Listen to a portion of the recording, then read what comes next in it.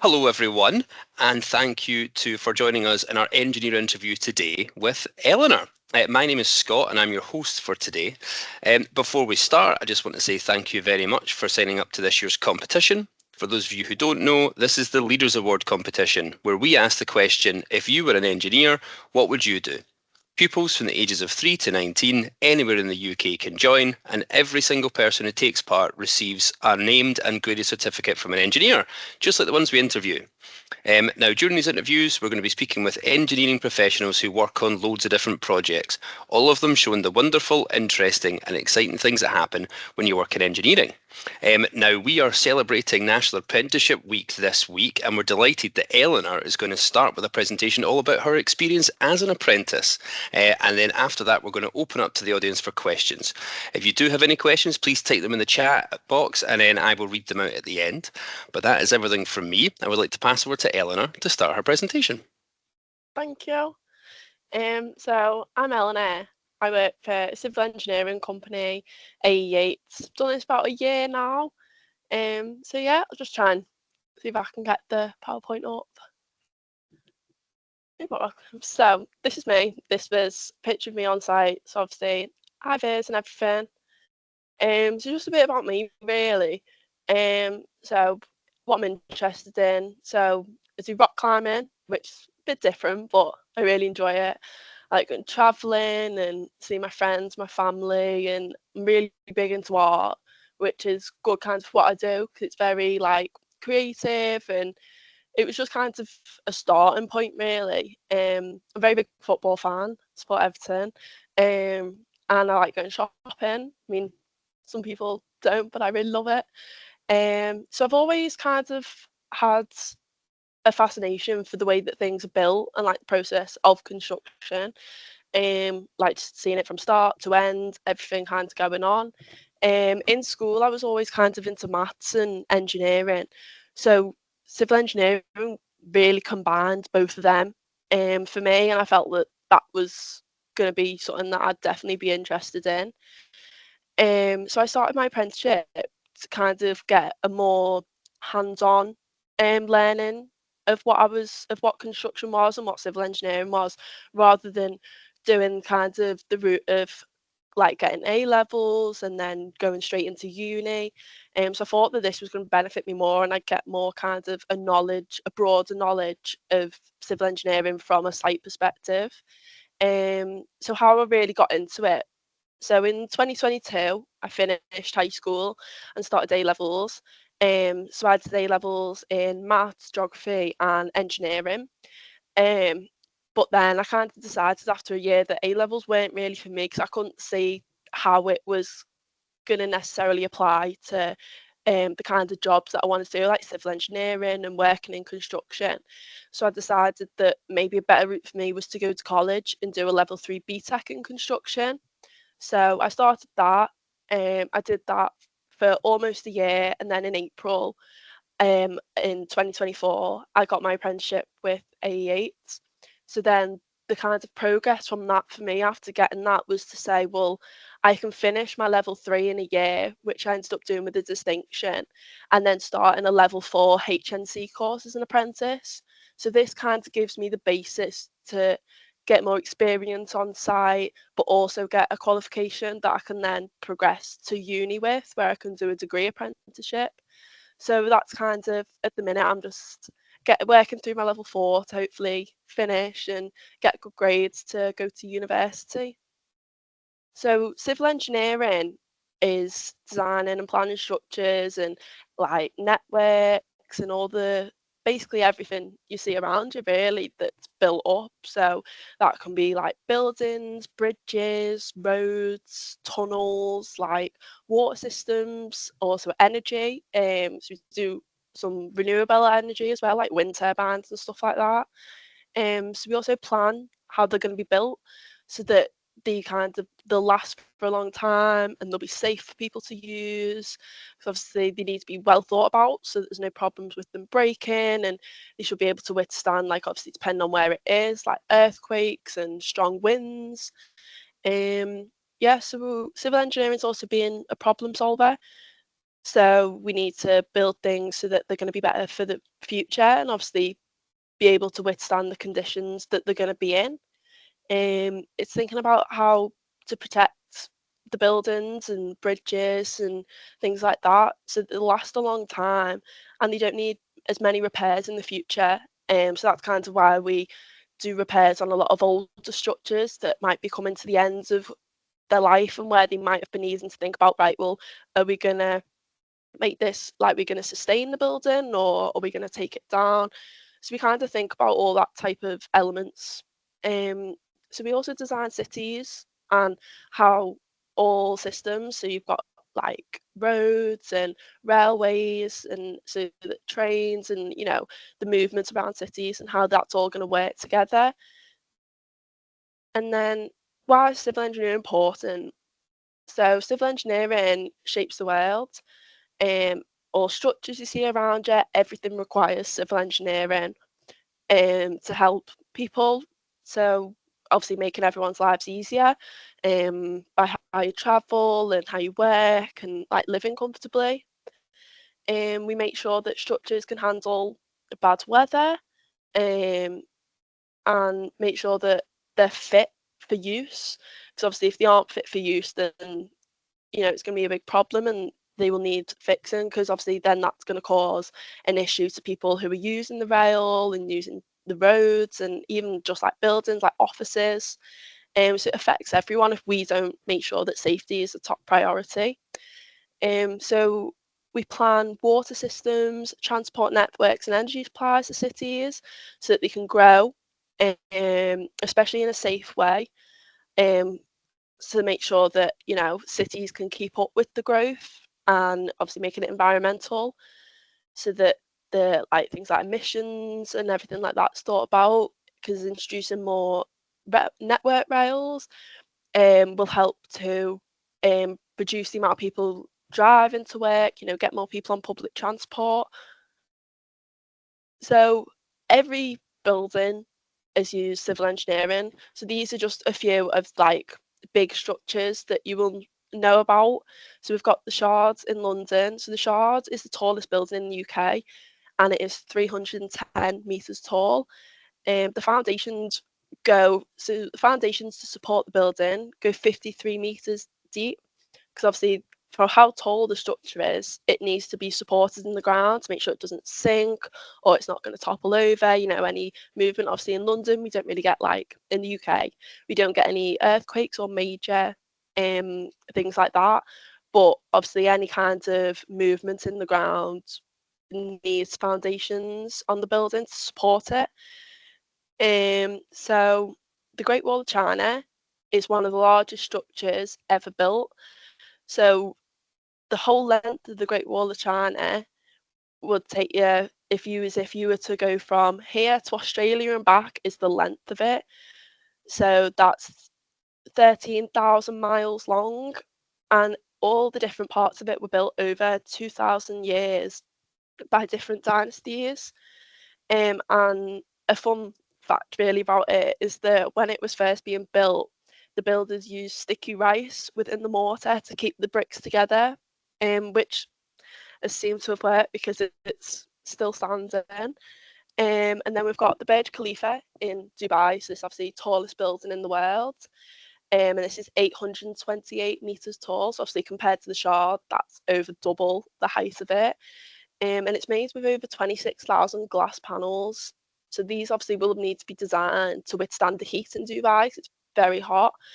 Um, and the shape has actually been inspired by a flower found in the desert. So to be able to mimic that, there would have been a lot of designing and planning that would have gone into it, you know, to get that idea, but to also make sure that the building will be right and all the weights distributed and everything like that. And then we've got the Golden Gate Bridge in San Francisco. So this is one of the longest suspension bridges in the world, and it is 2.7 kilometers long. So to be able, like in strong winds, to be able to withstand these winds, it's able to sway up to 8 meters, so that it can survive earthquakes and things like that. And engineers, when they were doing this, had to work through a lot of dangerous conditions like strong winds and heavy fog. So the construction of this was a really dangerous time, but like a lot of health and safety would have gone into this, and obviously the overall structure is really worth it. So more of like kind of what I do.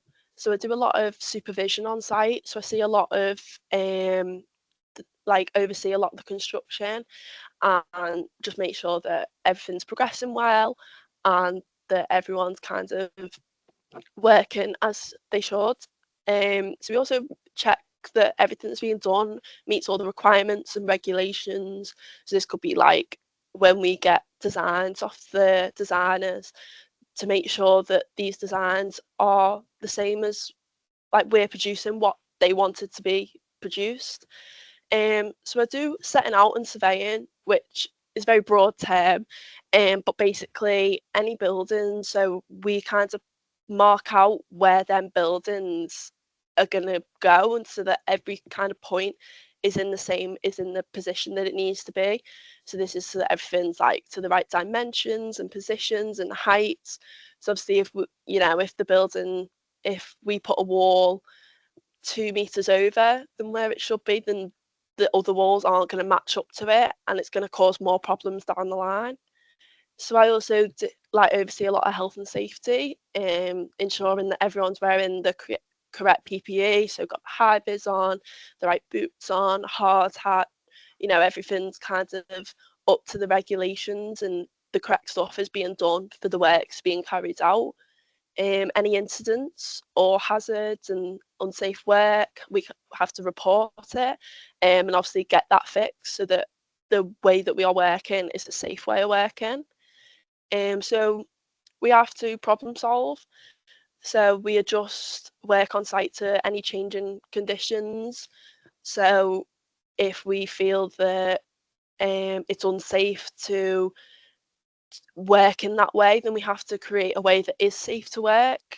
And also we resolve like any design conflicts with the designers or engineers based in the office. So this could be if they've put something on the design that we don't feel is going to be the right option or not necessarily the best option to do, then we will change it and help to work with them to help the problem and figure out a better solution. So this is kind of why I enjoy what I do. I love my job. I think it's the best job I could have ever done, really. I think it's very fitting for me because I've kind of always I've never wanted to be in an office and just kind of stuck indoors all day. I've always wanted to be like outdoors, speaking to people and just everything like that. So each day is really different on site.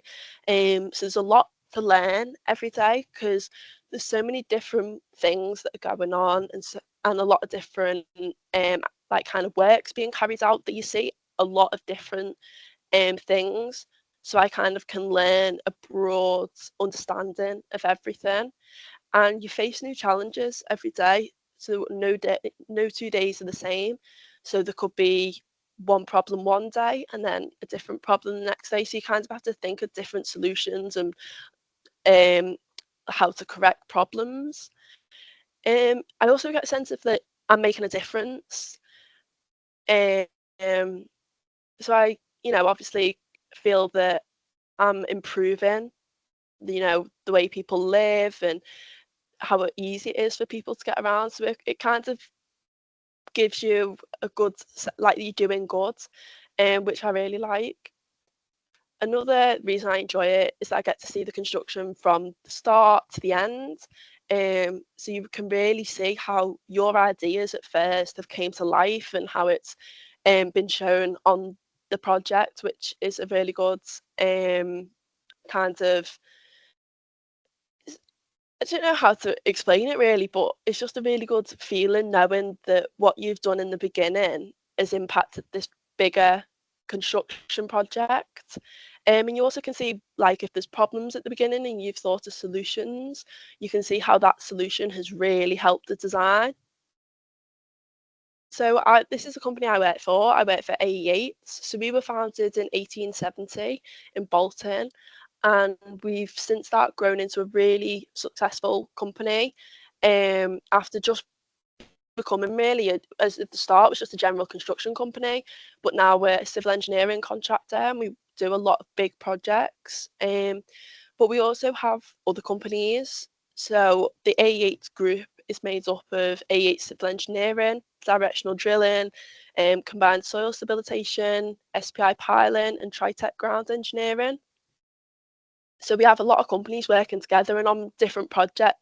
And we could, be doing the civil engineering, and we will have piling on the job, which is really nice to see that all the companies can work together.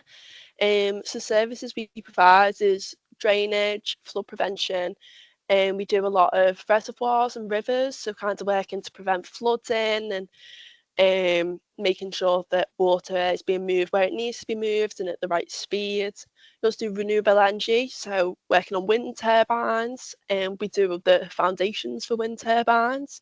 We also do infrastructure development, so working on rails and roads and bridges, highway construction and footways and cycleways. So basically improving highways and footways so that people can, it's better for people driving on and there's better routes.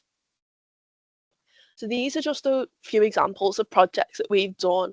So an example of bridges was Leeds Bridge, in which we carried out maintenance and repairs on the surface of the bridge so that pedestrians could get over easier, and we basically repaired any damage. We also did surfacing and waterproofing.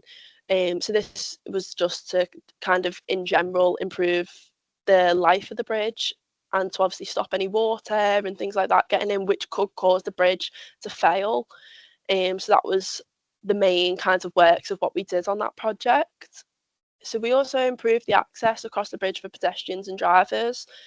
And we restored the bridge to its rightful appearance, because the bridge before wasn't looking as best as it probably would have when it was first done. So we kind of brightened it up and made sure that it kind of had the glory and the appearance that it should have had. So we've also done a Cyclops junction in Warrington, and we do quite a lot of this. The job that I'm currently working on is doing a lot of this work, so putting in cycle lanes and new traffic lights and things like that, so people can really so it's a lot safer really for people and for people on bikes. So this is just really to make sure that everyone's kind of separated, so there's a clear divide of cyclists to the drivers and pedestrians, and so that cars will stop for pedestrians, because some of these junctions, if they haven't got lights on, it can be a real danger to pedestrians crossing. So we obviously just want to make sure that this is a lot better and this is improved. So as I said before, we do renewable energy. So this is Cumberhead West Farm in Douglas. So this is the wind turbines. So we designed and constructed the wind turbine. So like I said before, we do a lot of the foundations really to support these structures, because these structures are absolutely massive, and we need to make sure that they're not going to fall. So that's a lot of what we do. And we also help with the drainage and the pollution control in this area. So it kind of created more of an eco-friendly solution for power in the future. And then we've got reservoirs. So this is Hart Hill Reservoir in Sheffield. So we constructed the spillway and install footpaths and access improvements, so to help, if any repairs in the future, so that people like other engineers and like vans and machines and things like that can get to the reservoir easier and the spillway. So we also help to discharge the water, which will help to prevent flooding of the areas surrounding, and also minimise the risks to roads, because the roads around were at risk of flooding, and those a few houses downstream, which if the spillway was to fail, then these houses would have flooded. And that is it. Perfect. So I can see that some questions have already started coming in. One question is from BFC Cornwall, which is, what engineering project would you have loved to work on in previous history? So you mentioned some really big, cool civil engineering projects that have already been built. Do you think there's any of them you'd have liked to work on? I think obviously, because we work in groundworks, obviously doing the foundations and the structure for the Burj Khalifa would have been amazing to work on, to kind of really see how the foundations have been made to help support such a big structure. But I think like anything in Dubai, really, the amount of projects and like massive engineering works that is happening there, especially currently, obviously there's the wall that they're building, just seeing how that is actually, gonna be constructed is mental to me. Yeah, I mean, I'm lucky enough to have seen the Golden Gate Bridge, and I never thought about the fact that someone had to build it. I just looked at it when it was finished. But you're right, when the mist comes in, you can't even Yeah. see it. So how do they build that thing? It's pretty amazing. We've got some more questions coming in. This one comes from Golf Hill Primary in Glasgow. Who inspired you to become an engineer? You said that you were really interested in engineering in school. Was there a person or something that you thought, oh, that's really got me into this?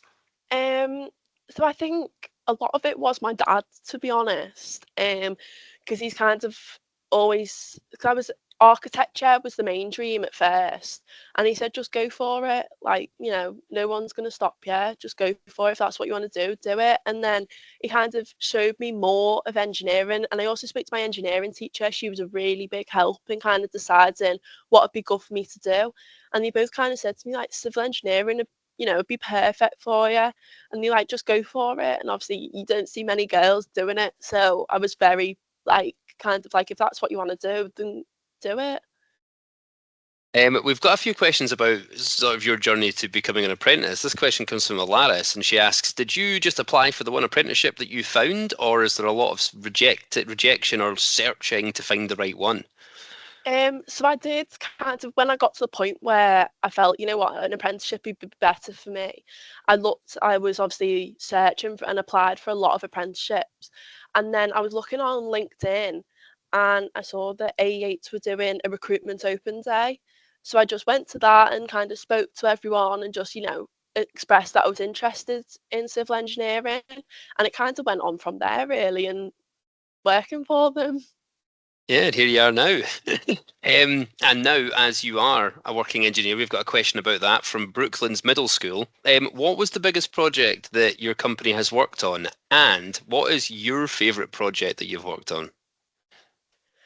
I'm trying to think like our biggest projects we've got a lot coming up that are big projects. I think in the past, a lot of like our motorway work and thing like that. And we've done massive works on the motorway and bridges over the motorway. So I think we've got a lot of big projects. But I think a project I've enjoyed a lot is what I'm on at the minute. Because I'm doing new cycle lanes and putting in new curbs and new crossings for people on a long stretch of roads in Liverpool. And we're working with the council. And I enjoyed that work, but I also think it's nice to kind of talk to the people in the community, and they stop and they'll speak to you, and they'll say how much of a help it's going to be. So I really enjoy that part of that job, to be honest. Yeah, one of the things you mentioned is that you can see that your job makes a difference. I mean, you're thinking about cycle paths, safe ways to cross the road, safe lighting. It really does make everyone else's life easier and Yeah. safer. We've got a question about the future, and that actually is similar to a question that was sent in, and it was, is there any big projects that you're excited to work on in the future, or anything that you think's coming up that you go, oh, I want to make sure I'm involved in that? Um, I think kind of in general, I'm just excited to try everything out really. Because I've done some kind of work on like constructing ponds, and then I've done roads. So I'm kind of just excited to see, because I'm not too sure yet, what kind of things I'll be on in the future. But I definitely think a lot more roads, but I'd also like to go to the wind turbines. I think that'd be really interesting to work on. Yeah, they as a non-engineer looking at wind turbines blow my mind. I can't quite figure out how all of that works. I think that'd be cool to work on. We've got this interesting question from Brooklands Middle School. What do you think realistically is the tallest buildings humans can make? Because it sounds like you've got Ooh. to go quite far deep in order to go quite far high. So Yeah, I think it'll definitely be interesting to see, if anything tops the Burj Khalifa, because I think going taller, obviously, as you said, you've got to go deeper. So it's how far deep can we go with foundations to make it taller? But I definitely think in the future there'll be few taller structures. It's exciting. We've got time for a few more questions. I want to ask this question that was sent in. What is something that surprised you when you started working as an engineer versus when you were just learning about engineering? Um, I think when you're on site, learning kind of once you've learned it in college or uni or school or things like that, when you actually see it on site, everything's very different to how you get taught it in school. So I was kind of like at the minute, things I'm learning about in college, you think about it in college and it might not make sense just learning about it. But then when you actually go on site and see it done, it kind of clicks and you're like, so that's what happens. Yeah, sort of seeing it. I guess you're right. On a bit of paper, you go, "Oh, right, okay, yeah, that's how it works." But then seeing it happen in real life, it must be pretty special at points as well. Yeah. We also there's this other question that's coming, which is, do you find yourself working on your own a lot, or do you tend to find yourself working with lots of other people? So on site, everything is very a team effort. So I kind of enjoyed that aspect of it, and obviously, with being an engineer, sorry, an apprentice, I'm kind of with another engineer most of the time, just so that if I have any questions or any problems or things like that, I can always go to him to kind of help. Um, but I think I also do, as I'm progressing, I'm doing some other stuff by myself, which I do really enjoy because it does kind of give you a sense of, right, I know what I'm doing. I'm trusted to be able to go and do that myself. Yeah, just because I can imagine what a site looks like, but I don't actually know what it would be. So I imagine there's lots of people moving around, but you'll have to make decisions, and you're Yeah. the person who's got to go over and go, hang on. I think we've got time for one last question, actually, and this question is quite fitting for anybody out there who's thinking about becoming an apprentice or an engineer. What qualifications do you need to apply for to have? Sorry, what qualifications do you need to have in order to apply for an apprenticeship, and how long does it take to achieve? You mentioned that you started your apprenticeship in college, then you would start working and continued. What's the sort of process there? Um, so with qualifications, obviously you need like the general kind of English and maths GCSE, and obviously to help with science and geography, things like that. So obviously having your GCSEs, and then if you're going from kind of the way I did it with college, you've got to kind of just show that you have your achievements from college and things like that. So what's the other part of the question? It was just like, is it a long process? So Oh you yeah, mentioned that yeah. you thought about doing an apprenticeship. Does it then take a while? Do they sort of say, yes, we're hiring people next year? Or what was that like?